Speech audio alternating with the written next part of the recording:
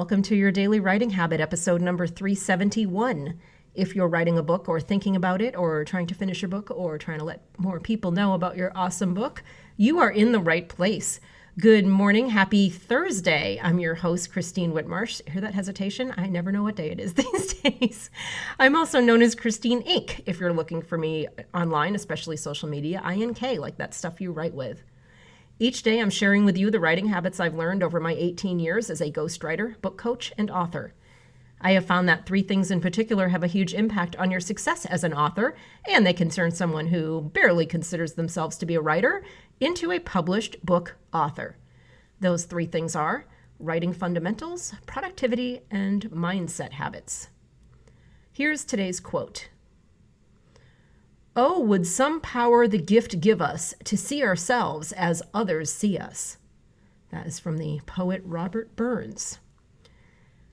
And as I mentioned on a recent show earlier this week, in my Writers Club Live program, and also one of my regular listeners, she had a very smart request for me. She asked if I could please break down the subject of author brand into kind of smaller, more bite-sized nuggets. And I'm happy to do that. So I love when you guys chime in and let me know what you need on the show, especially 371 episodes in. Please let me know what I can share with you. And maybe it could be even recycling something that I've shared with you in the past. I have no problem with that. So kind of a side note here, please visit my Inc. Authors group on Facebook, INK, and let me know what you want to hear. So anyway, per her request, starting this week and then periodically moving forward, what I'm doing is I'm doing my best to break down the author brand conversation into bite-sized nuggets and, as always, making them as actionable as possible. Today's nugget is market research. What better way to get a sense of how your audience sees you, your audience, your readers, your future readers, if you're still at the beginning of this process, than to ask them? And again, if you haven't actually published your first book and therefore you don't feel like you officially have an audience, what you can do is use your existing social media audience for this task. Believe it or not, simply by posting and talking online every day, you most likely have some semblance of a voice. You have a writing voice. Just think of all the words that we write on, especially Facebook, every day. You have a writing voice. You've given people a sense of who you are, whether you realize it or not, even possibly a mental image of you. It's a certain way that people see you, that they associate with you.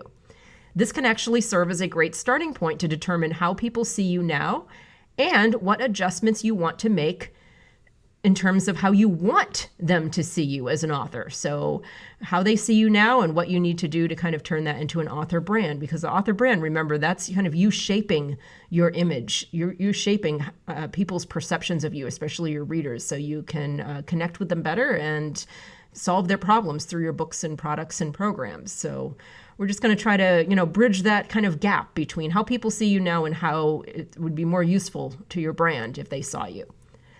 So here are three questions you can ask your audience, whether via social media or in email or in person, however you'd like to talk to people. The goal is to start getting a sense of how others see the brand umbrella that you're designing. And by the way, if you don't know what I'm talking about when I say brand umbrella, please go back and listen to Monday's episode, April 13th, episode number 368.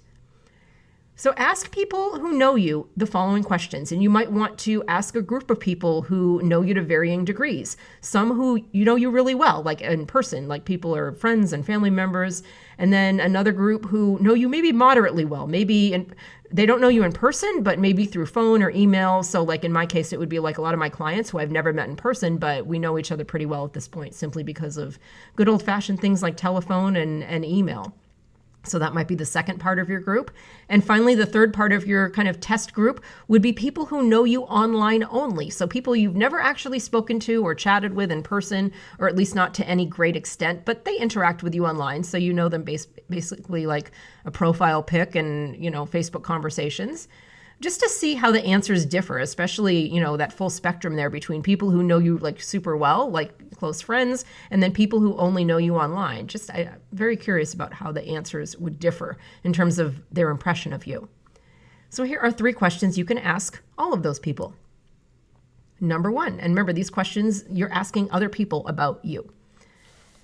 So the first question you would ask them, what are 3 to 5 adjectives you would use to describe me? Number 2, based on the way I communicate, for example, in my social media posts, which authors or movie directors or, I don't know, poets or writers or bloggers or anybody in the public eye, anyone creative, who would you compare me to?